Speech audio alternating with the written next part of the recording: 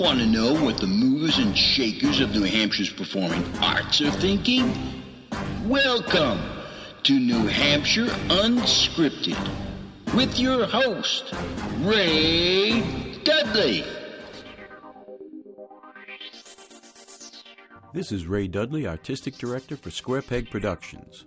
And look who dropped by today, the lovely Katie Collins. Katie is the Director of Development at the Capitol Center for the Arts. Today, she drops a secret about an upcoming project.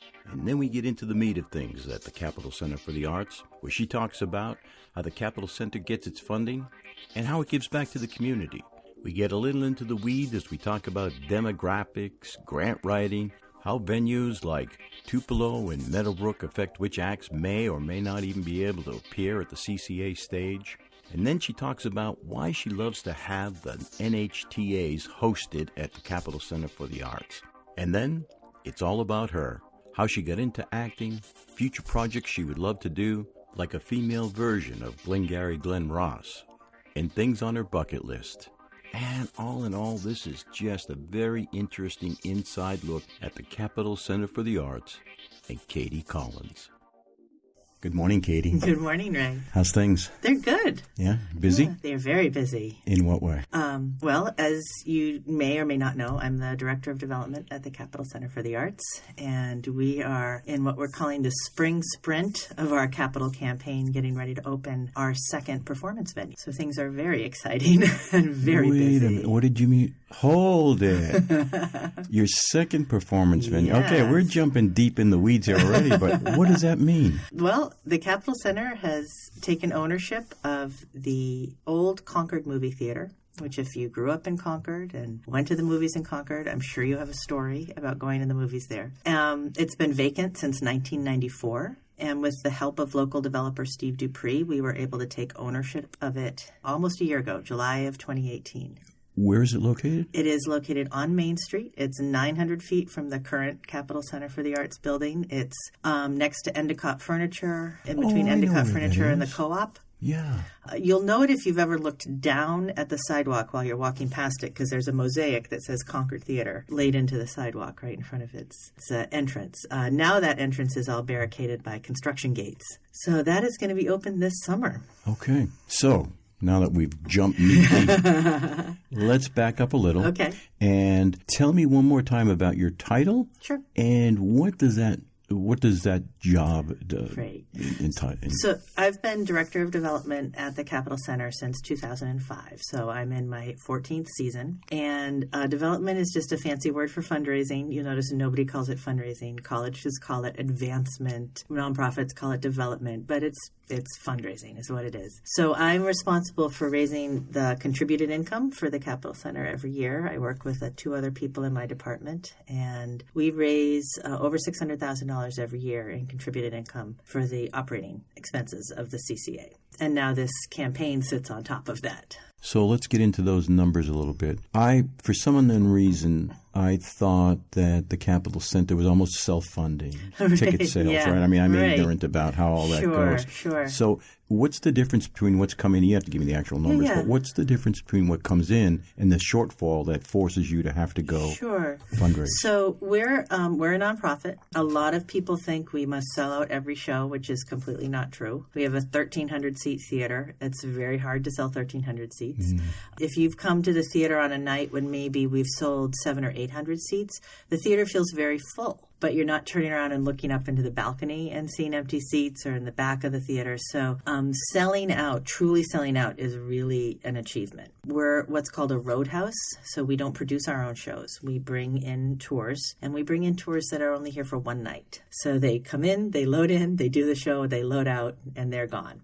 So our turnaround is very fast, and our profit margin is very, very thin. We always talk about our hoping to make our nut on a show, which could be anywhere from $6,000 to $7,000. If we make more than that, that's terrific. Every show. That would be your break-even point, kind of? Sure, yeah, or, turning a profit. But, we have to pay crew, we have to pay staff, we have to run the building, we have to keep lights on, heats on, all of that stuff. Snow removal, you name it. And every show has a different contract. So every show, the profit margins are structured slightly differently. It's very rare that shows have a clean, even contract. For example, music stars, singers, bands are not making money on record sales anymore. They're making their money on the road. Right. And they've realized they can start to charge a premium for things like VIP packages and meet and greets. And all of that extra money above and beyond the base price of the seat, the artist keeps.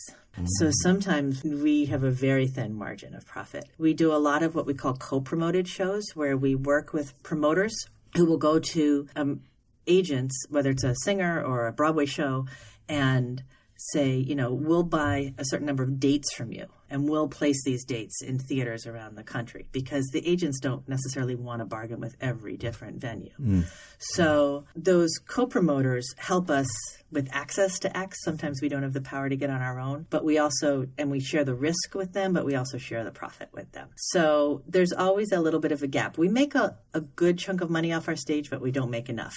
So that's where my department comes in. We fill that gap of what the ongoing needs of the theater are. Are there some types of shows which are more popular than others, which bring in...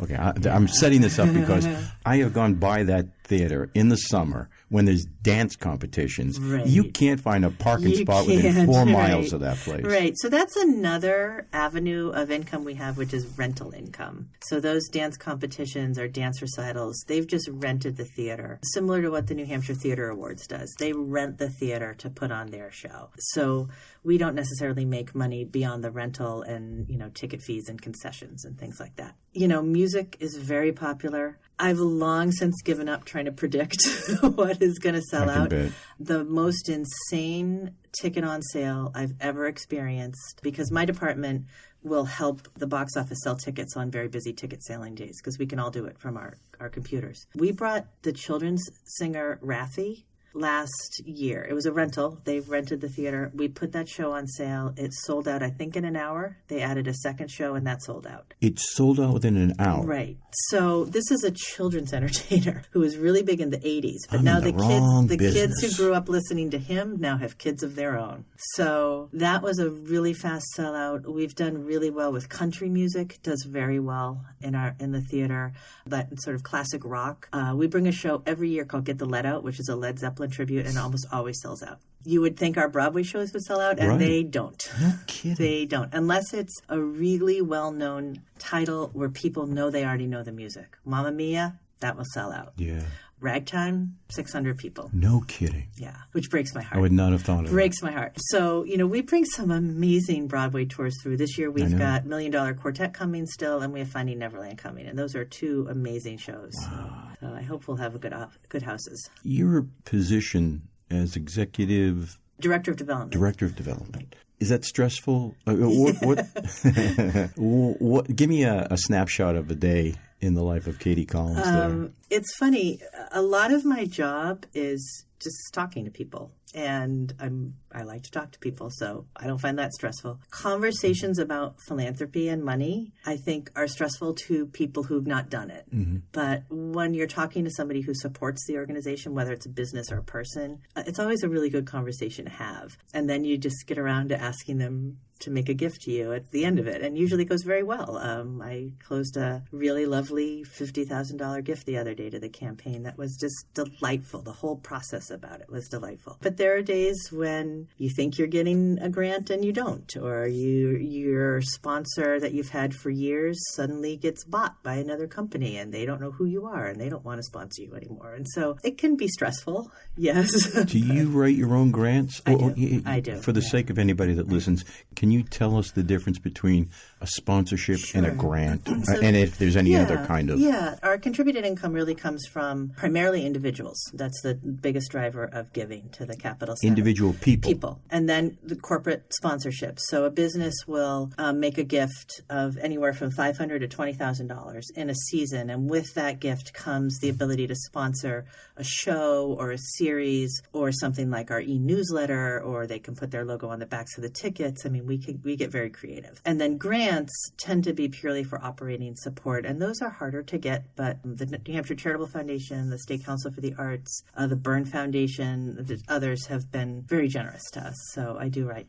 I'm writing 2 of them right now. So It's a lot of work, right? I mean, to write a grant. It is. I like writing though, so it's okay.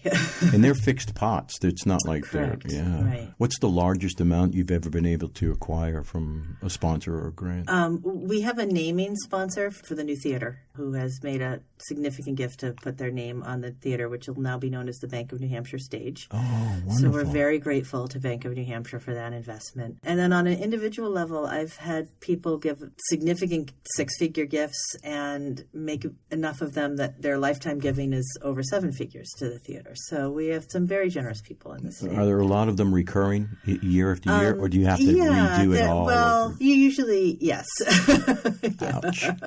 But it's okay. They're some of my favorite people to talk to. So I'm guessing that most of the money predominantly comes in from local sources. Correct. Do you get outside sources? Are there federal monies allowed? Or we could. The National Endowment for the Arts has not made significant investments in our types of organization because we're a presenting house, because we don't produce our own work. It's a little bit harder to get some of those grants. Their grants, which are wonderful, tend to go more for people that are writing new work or creating new companies or installing new art and things like that. But we could. And I'm working right now on a grant to a foundation out of New York, which has funded us before, and I'm hopeful will fund us again. So there are outside sources, but it's really primarily New Hampshire driven. How many shows a year? Oh, at the Capitol Center? Yeah, any clue? I mean, you must have that. Yeah. We're busy, with something in there, whether it's an event or a show. I think close to 200 nights a year. But I think we bring 80 shows a year in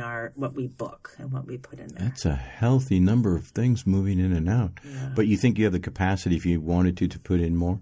Yeah, part of the strategy behind the new theater is that some of our programming will move to this smaller venue, and that opens up dates on the calendar for the bigger shows. Our inventory is our calendar. We have so many dates that we can sell. So having 2 theaters gives us more to work with. What's the size of the smaller one? It's going to have a flexible seating configuration. So when the seats are extended, we can handle seating for 280. And then when the seats are retracted to a flat floor, we can do standing room shows for 450. This is the new one that's going to be, okay. Do you not have 2 theaters in the building now? We really don't. We have the Chubb Theater, and we have what we call our Spotlight Cafe, which we set up in our Governor's Hall, which is the big lobby space, when you've gone to a show there. Yeah, that's what I was thinking. Right. So we call that our second venue, but those shows will all be the kind of shows that are moving to the new theater. The overhead there must be crazy. It's not cheap. Yeah, I can imagine. How many people are there, employees? And staff, 19. Yeah, 19. All full-time? No. Oh. No, we're pretty lean. Yeah. Volunteers? I think there are we have over 200 volunteers. 200? Yeah. Those are, anytime you've come to a show and you've seen our ushers in their bow ties, and they're all volunteers. They get to see the show. Well, they can see the show, when they're volunteering. That helps out. Are there shows which you will not bring in? You seem to have a very eclectic schedule. Yes. Are there some which you're like, that won't go very well here? Yeah, I mean, I'm not the programmer. We do have an amazing programming manager who is just dynamite. And so we have a pretty good sense of what will sell or will not sell. There are programs that will show you tickets sold in similarly sized theaters and similar markets, so you get a sense of what your risk is going to be. Sometimes we can tell if it's a similar type of show. We've done well with sort of the Peter, Paul and Mary, Chris Christopherson, Arlo Guthrie, that kind of genre. Yep. So sometimes you can kind of say, well, this is sort of that genre that tends to do well. But at the end of the day, sometimes you just don't know. Yeah, it's a real coin toss, isn't it? Shows which I could have sworn to you would be really gangbusters and didn't do well, and vice versa. Do you do a lot of dinners and luncheons? And I seem to have this idea. In my job? Yes. I do. I seem to think that's kind of I do a lot of coffee, actually. Coffee is kind of like become the go-to because it's not as much time invested as a dinner or a lunch. But yeah, I do a fair number of lunches, less dinners. Yeah. I sit in a good amount of living rooms and boardrooms.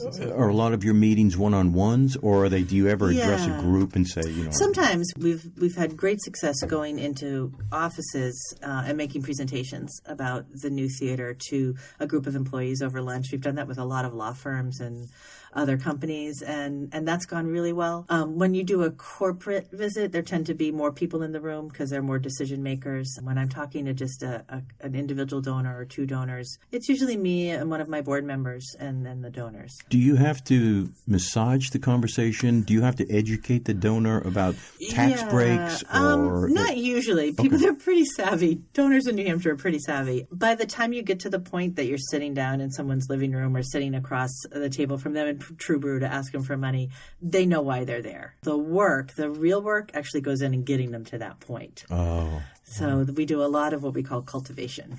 A lot of cultivation. Expand on that. What I get what it means. Yeah. So inviting people to, oftentimes when we have shows, we'll do a pre-show reception where we'll invite people to come for, hors d'oeuvres and wine, and we'll usually talk about the new theater and how it's coming. And people will sometimes start to self-identify by how many questions they ask, how engaged they seem around it. And so we sort of know people that we want to get closer to us, or people who've been donors to us for a while, and now we want to try to move them to maybe becoming a campaign donor. So it's all about getting them comfortable with the campaign and finding out their sense of belief in the campaign or investment in the campaign and the new theater. And then, so by the time you're sitting down with somebody, they know why you're sitting down with them, and it goes pretty smoothly. So I'm guessing you don't get many rejections after you've gotten to that point. After that point, no. The rejections close rate must be pretty good. It's pretty good. Yeah. The rejections tend to come when you're asking for that appointment. Then that's when they'll say, you don't need to come see us. We're not going to invest in this. And that happens. You just can't take it personally.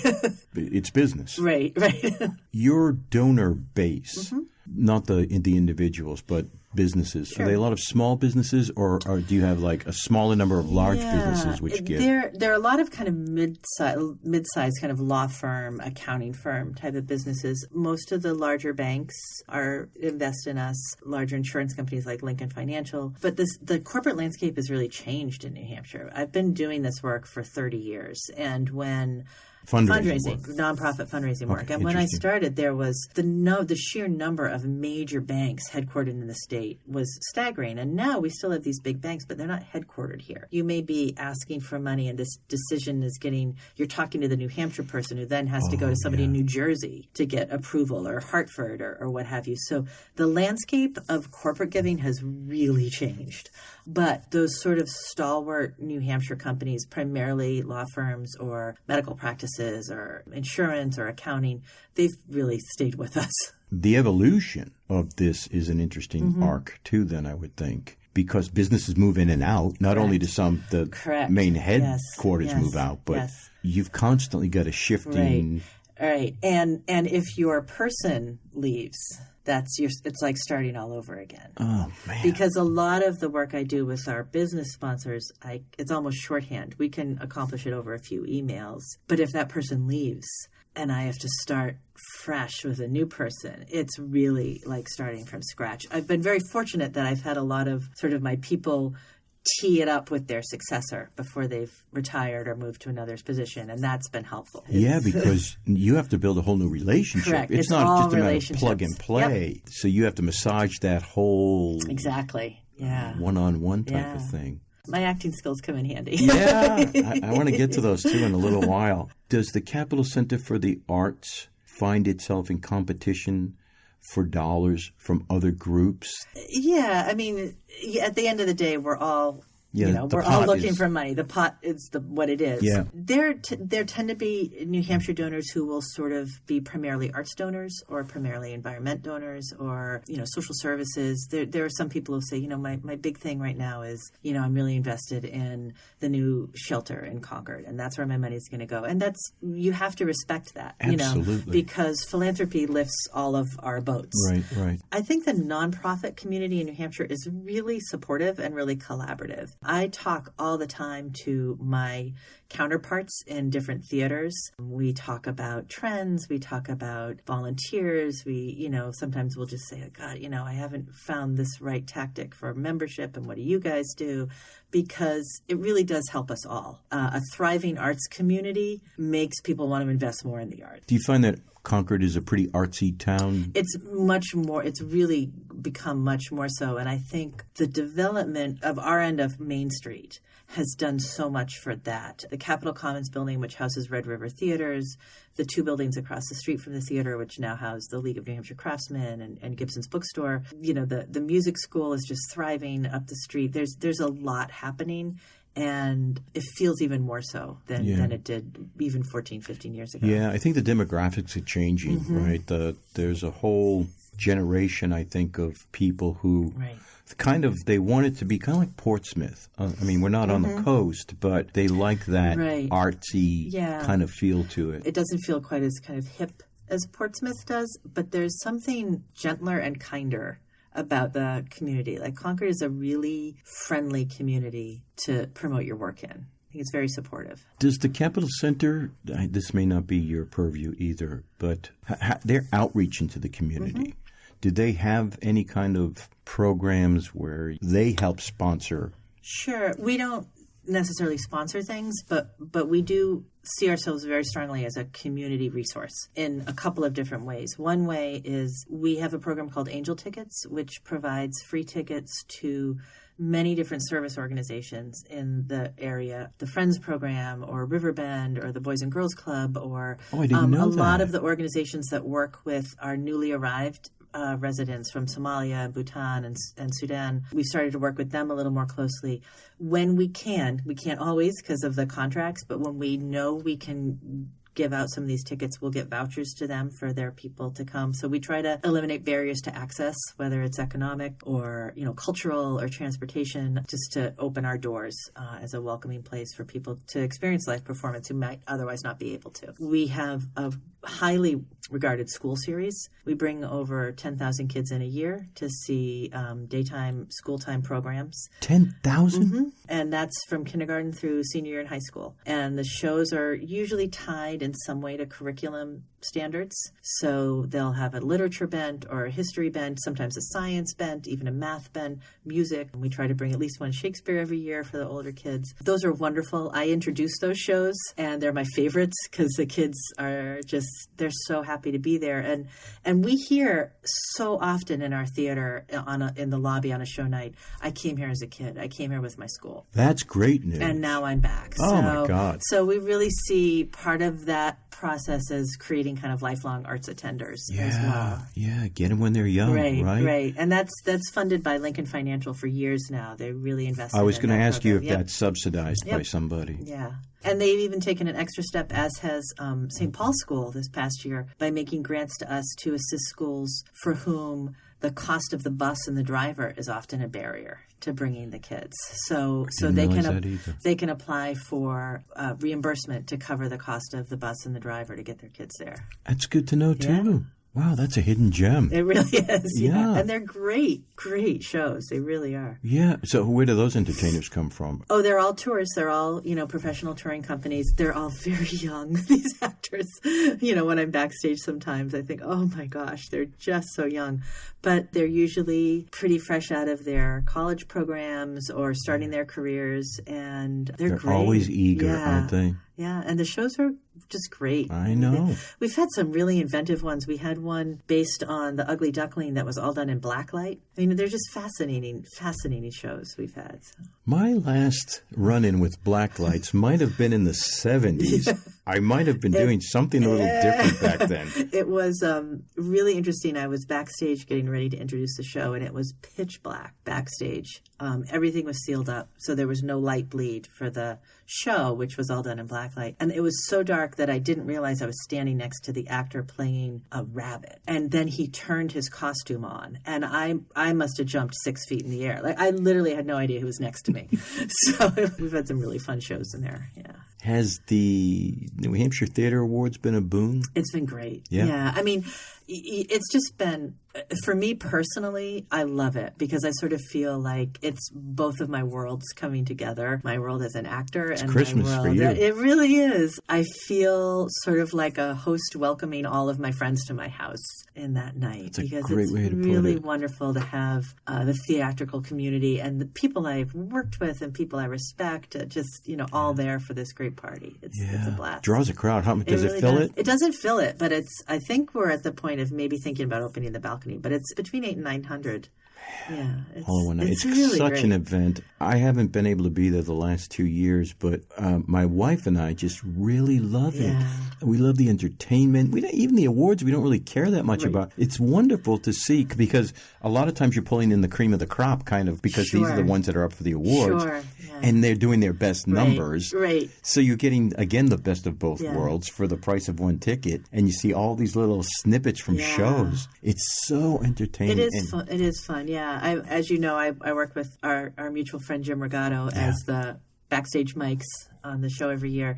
But twice I've performed with shows I was in that were nominated, and it might be the most terrified I've ever been because it just feels so charged. It's not like just doing another show. These are 900 of your peers. I know. I know. Brian had asked me to do a 30-second piece from Cat on a Hot Tin Roof, and I was petrified. Yeah, I mean, I'm backstage, I'm sweating. Right. And you're right. These are your peers. Yeah. And you're just going to go out and put yourself out there. And you know, there's no way they're not thinking in their head. They're not evaluating this, right? Because that's what they do. But it is also probably the most supportive audience you'll ever be in front of, too. Oh, I love them. Yeah. I love them. And you're right. You're glad-handing all night long and talking to people. It's fun. Yeah. And then there's food. There's parties afterwards. How does that get accommodated? Well, we have, lots of rental spaces at the theater. So we're able to open up our Kimball House, which is the Victorian mansion, which is attached to the theater. That's where our offices are. Oh, I didn't know you had. Oh, I didn't know that. Yeah, that's where our offices are, but we also have rental space there. So that becomes part of the party. The whole lobby space becomes part of the party. It's just one big traveling It's great for local businesses. It really is. The Restaurants, yeah. Hotels, all of that become really great. So let's talk about Katie. Okay. Unless you had something more you needed to plug in. Thank you for letting me plug the Capitol Center so much. Oh my that God. was great. Well, it's such an institution. We need to get into it. More people need to know about it. And if I have another question later, I'm not sure I did, but if I do, I'll pop it up. So how's your career going? And how did you get into theater? What are you doing lately? I feel like I need to air quotes career. Well, I don't know. Acting career. It's fine. I finished. I don't do a lot because I work for a theater. Sometimes it's hard. But this past fall, I was very fortunate to be in Death of a Salesman with Milford Area Players. Loved it. Thank you. That was a real bucket list role and a great experience. Yeah. That's one of those shows I went in, and unfortunately, there wasn't enough audience there. I was heartbroken over that. It's tough. I think, some of those older classics they're tougher sells. They really are. But I'm about to do my first show at the Hatbox, which is exciting. Which is? In July, I'm doing a production of a show called Bakersfield Mist with my friend Peter Josephson. It's a 2-person show directed by Vicki Sandin, produced by the Community Players of Concord. And that will be, I think, the first 2 weekends in July. Peter does a lot of work with Kapow. With Kapow, who I've also worked with. I have them coming in. Matt Cahoon's coming in a couple of weeks. I've worked with Kapow. I've done 2 main stage shows and 2 readings with them. And I love it. I love working with them. They're so unique. Yeah. I can't wait to talk to them. Yeah. So what is that show? I saw him in... Wasn't he in Red up at the Winnipeg? Yes. What a great show! Yeah. No, Peter's amazing. He's an incredibly talented and incredibly smart man. This is a show we actually did together as a reading for Kapow at the Courier in their series that they do there. I think we did it 3 years ago, and it's based on the true story of a woman in Bakersfield, California, who claimed to have found an undiscovered Jackson Pollock painting in a junk shop. And lives in a trailer, and life has treated her kind of hard. And Peter plays the expert from the Metropolitan Museum of Art who is sent to authenticate or not this painting, which she claims to have found. And it's a really wonderful script. I really have to thank Kapow for asking me to do it and introducing me to it. And I'm thrilled I get to do it again with Peter. So it's a real interesting study on who gets to decide what is art and who gets to say what has value and what doesn't in terms of art, in terms of people. So it's I hope people will come. I'm excited to be at the Hatbox for my first show. I love the Hatbox. I had Andrew in here yesterday. Yeah. And we chatted for a long time. The Hatbox is just so intimate. I love it. There's not they could use a few more dressing rooms or something, but the theater itself is wonderful. It's a neat space. It you can reach out and touch everybody. Yeah. You don't have to be loud. Right. You can be very intimate. So what else have you done? How did you get into theater? Gosh. My father, who was 50 when I was born, so I had a really interesting upbringing of a father who was older than some of my friends' grandparents. My father grew up in New Haven when all of the Broadway shows tried out. did their tryouts in New Haven. So he sort of grew up second acting and sneaking in and watching these shows. And he just loved nothing more than American musical theater. That was his passion. And so he sang me to sleep every night, and he sang me to sleep with show tunes. So this was sort of the music of my childhood.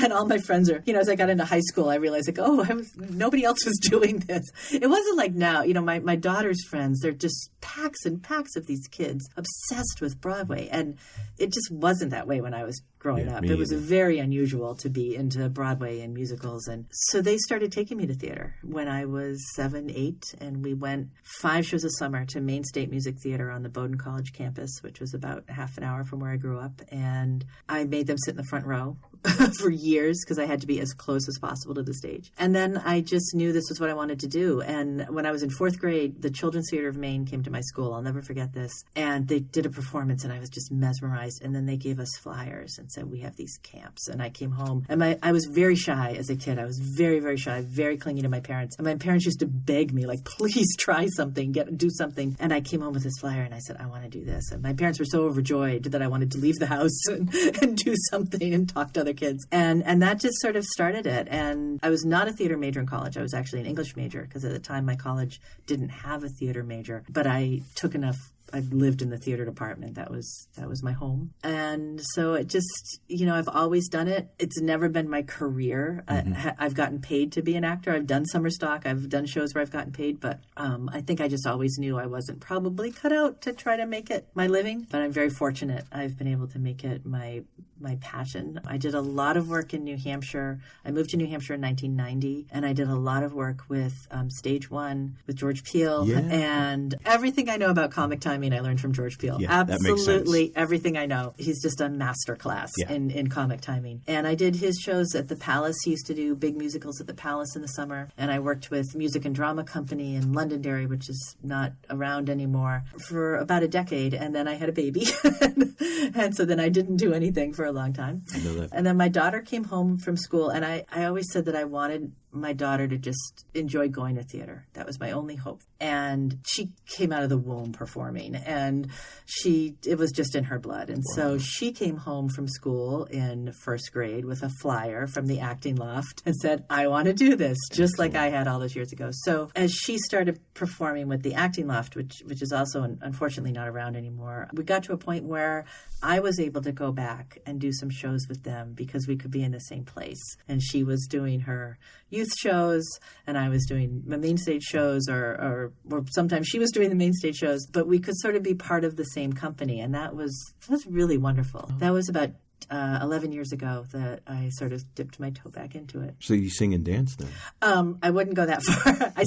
I don't sing. I've always been an actor who can sing. I would never call myself a singer. I can get by. But I really now focus mostly on non-musicals. That's where my heart kind of lies. Until somebody does Gypsy. I'm still waiting before I age out of playing Mama Rose. You're going to find someone. Until I age out of playing Mama Rose, I'm waiting for somebody to do Gypsy. So my next question was going to be, what's on your bucket list to do? So apparently that is. For sure that, yeah. How about for a drama or just a comedy that's not a musical? Yeah. Gosh, I don't. Shows that you. Yeah. I have shows that I can't do anymore. They're on my list. Right. Me too. I know. March of Time. It's killing me. Unless they can do a hologram or something. Right. I crossed the biggest one off my bucket list in 2013 when I did Wit with Milford Area Players. Oh, no kidding. And that's the show that won me my theater award. Nice. And congratulations. Thank you. It was probably the best creative experience I've ever had. I loved the character more than anything. Did you do a lot of research for it, or was it just innate? But it was it was when I met Vicki Sandin, who is my director and who's now directed me 3 times, and she'll be directing me in Bakersfield for the 4th time. And it was just this perfect sort of moment of both of us feeling the same way about this character, about the importance of her story. And we would rehearse, and then everybody else would go home, and Vicki and I would stay, and we would just talk and talk and talk. And my character Vivian had 9 monologues, and so we'd work those monologues, and it was just a really kind of magical process and a great company to work with. Can you give an overview for anybody who doesn't know the it? Story? Sure. It's a fascinating play. It won the Pulitzer Prize. Margaret Edson wrote one play, won the Pulitzer, and has never written anything else. And she's a kindergarten teacher who's had this play in her. It's about a woman who's a professor of 17th century poetry, specializes in John Donne. She's very intellectual. She attacks everything from a purely intellectual standpoint, and she has advanced aggressive ovarian cancer. And it's her journey.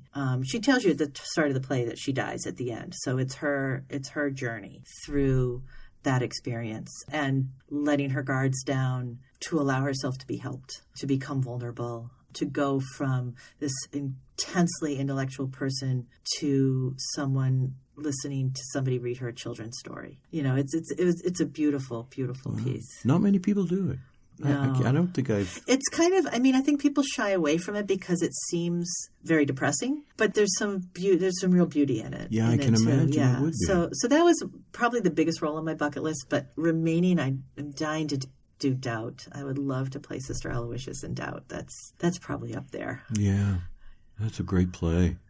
I think the community the players did it a few years ago, yeah. Yeah, so now you have to wait. I know. Someone else could do it. Yeah. It's a good show for the Hatbox if anyone's listening and wants to pitch that to Andrew. Yeah. Did you go to pitch night the other night? I didn't. No. I didn't either. I was out of town. It'd be interesting to see. Boy, they get some crazy stuff through that theater down there. So how about personally? How you doing? I'm good. Yeah? Yeah, I'm an empty nester, sort of. I have a kid in college, I know. Did you cry?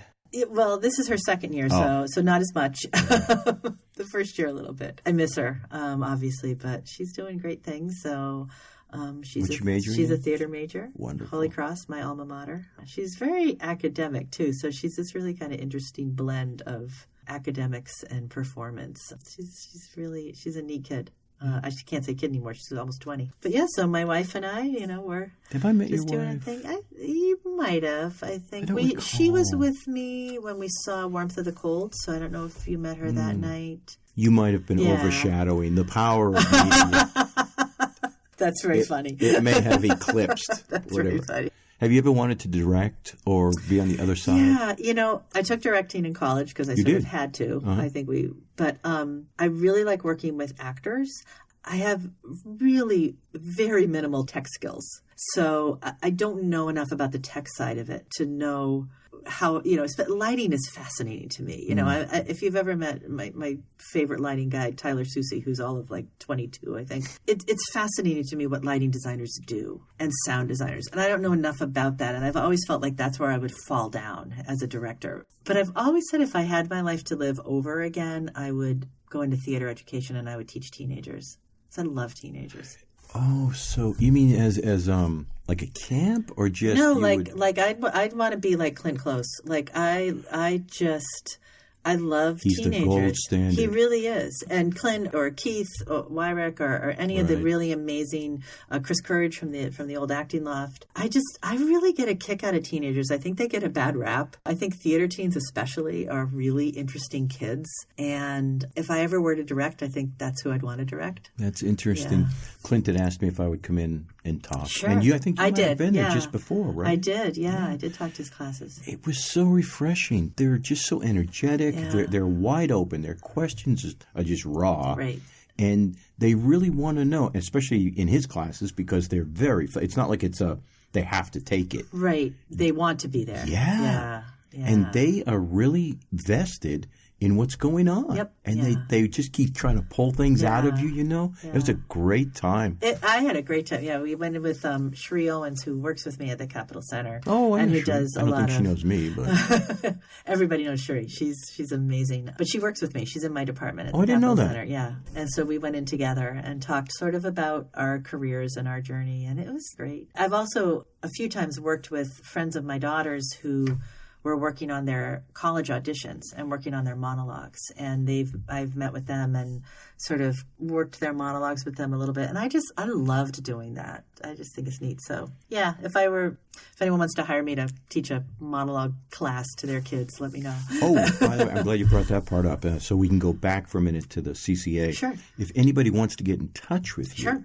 How would they do that? So I'm very easily reachable at the CCA. All of their staff information's on our website, which is ccanh.com. But I'm at kcollins@ccanh.com is the best way to reach me. I'm always on my email, even when I'm not in the office. But if people definitely want to follow along for updates on the new theater, we actually have the Bank of New Hampshire stage now has its own social media imprint. So it has its own Facebook page, its own Instagram page, and its own Twitter feed, along with the Capitol Centers. They have a target date for that?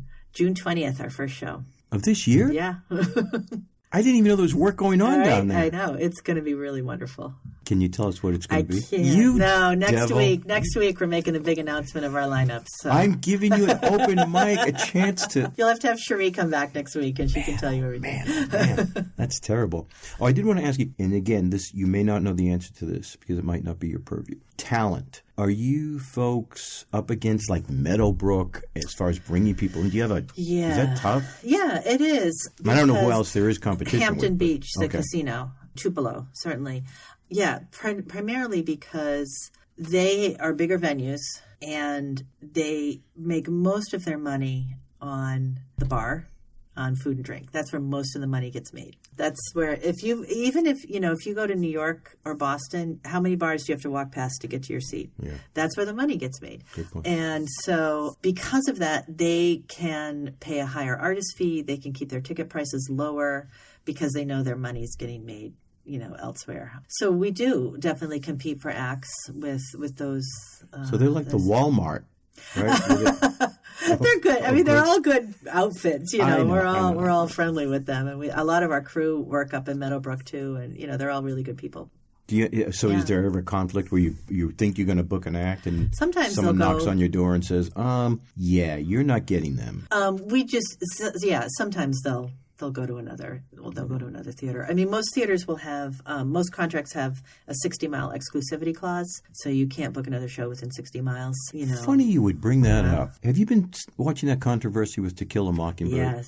Is that insane? It's crazy. That's crazy. Stupid. Yeah. I want to have Michael Curtis in a couple of weeks. He's coming in. Yeah. And I'm going to pick his brain. Is that going to be the extended show? The 2-hour show? Yeah. That's the marathon. Right. That'll be the fundraising. Michael doesn't say things quickly. I don't know if you've... That'll be the Labor Day telethon. Right. What's your spouse's name?Kel. Hi, Kelly. Anything else you want to talk about? No, I don't know. Did we clean the slate? I think we did. What are you up to? So I'll be doing 4 shows between June and I've never been so busy. You're in demand. Isn't that crazy? I've never been so busy. Between June and probably January, I have at least 4 shows. So I'll be doing one up at Jean's, Titanic. Mm-hmm. I'll be up at the Winnie doing Guess Who's Coming to Dinner. And then again in the fall, I'll be up at the Winnie doing Long Day's Journey into Night. Oh, what a good role. Yeah. That's got to be a bucket list role. Yeah. Yeah, I'm kind of running out of those. Actually, that's why I took it. Yeah. I keep waiting for the all-female Glengarry Glen Ross. That's my other, Rosetta Stone. Okay, so first of all, Glengarry's not done enough, in my opinion. Right. And I would love to see a female version. Who would have the guts to do it? I think it'd be great. And so timely. Oh my God. It's so timely for this economy. Put that on at the Hat Box? Yeah. Oh. I remember, I forget who it was, but somebody said to me, "Oh, you couldn't do it with women. They don't swear that much." I said, "You haven't hung out with any women, have you?" Yeah. Okay, that's got to be on your bucket list. Why don't you direct that? You should. Oh, sure. Okay. It would be perfect. Yeah. That'd be perfect. That's a great show. Yeah, and then Matt and I are doing something in January. We're doing Proof. I think we're doing McGonagall? Proof. Yeah. Nice. Yeah, I like Matt. I played opposite him in 9 to 5. Oh, yes, that's right. He was the object of my lust and crush as the office snitch in 9 to 5. That was great. Actually, I loved your role. The problem I had with the play was I couldn't hear half the stuff. Yeah, the Audi has some sound Don't issues. they, huh? Yeah, even after they've renovated. Yeah. That was terrible. That was a fun part. Matt and I had a really good time. Yeah, he looked like he was.